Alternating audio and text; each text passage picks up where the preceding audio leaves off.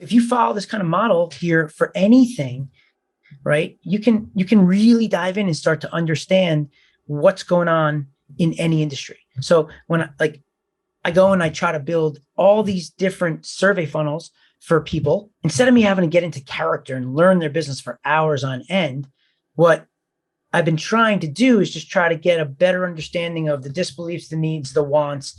And then once I get all that information, I've got a good amount of information that I can figure out what their segments are. I can figure out how I'm going to transition into overcoming the disbeliefs and then for them to take an action.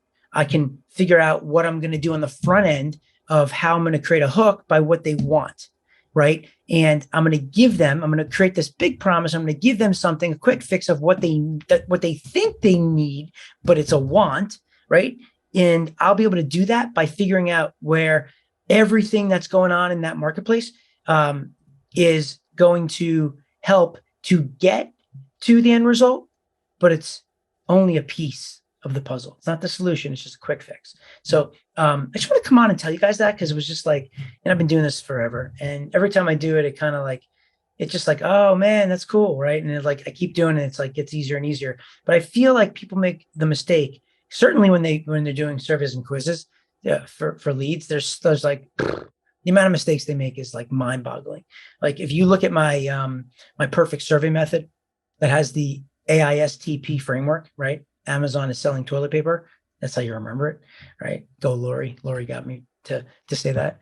Amazon is selling toilet paper. There are so many mistakes that they make when building out these surveys through that process. That's just mind-boggling to me. But it's simple fixes that I can show somebody. But really what's cool is, when I'm doing this, the disbeliefs and the needs, I find are really easy for someone like me who's a direct response marketer, a performance marketer, someone that's looking to get a result, right? I go direct to the consumer. I figure out what their issues are, and then I try to now overcome them with the solution for that disbelief, right? Now, where sometimes I struggle is like being creative on the front end, where I love the part where if I show people this is what I get excited about, is that I always say this, like what I know is a skill set. It's not like I was born with this. And, I don't think I'm smart, right? I think there's a ton of people out there that are way smarter than me. And what's exciting to me is when I'm able to teach these really smart people all these concepts to see what they do with it. And that's what's really exciting. It's going to be amazing. There's going to be things I could never have thought of that people are going to do. But that's the thing, right? So like, because I'm so result driven, I'm all around measurements. I'm all around just like direct response performance is really what matters to me. All right. What do they believe? Which I know is a disbelief, and how do I overcome it? However, with what we're doing and the power of surveys is that we're tracking people and in the world in a mass scale and driving really high quality, which is very hard to do with using these lead survey funnels, right?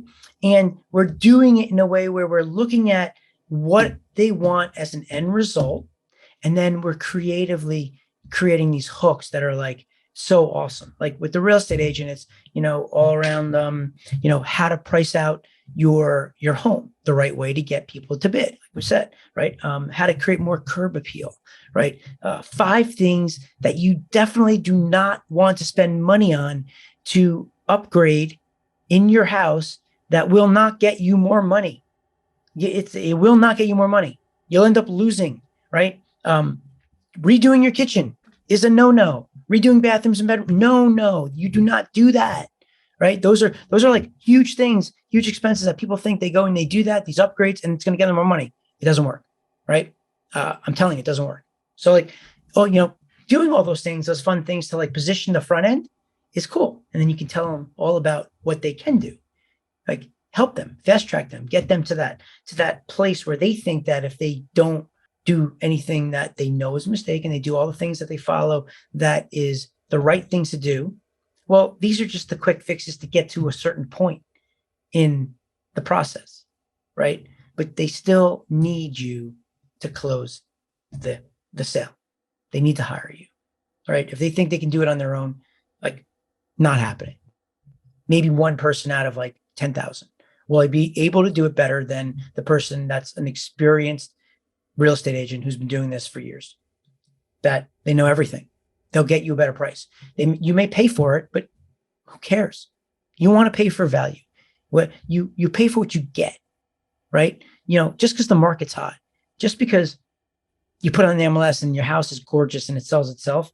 Yeah, there's way more things that need to go into that, right? And if you have an experienced agent on the buyer side, they may be able to trick your agent to be able to get a lower price by maybe making you fix certain things or leave furniture or do things that like kind of tie you into like a corner that you're like, all right, fine, I'll just do it, right? Because your agent's giving you the advice that you should probably just do it because they don't know any better, right? So that's the thing, guys. It's really cool when you're building these offers. If you can understand these concepts, it's right in front of your face, right? And if you hit the right buttons, you're gonna close business all day long. So it's cool, right? Like so, we're doing this. We're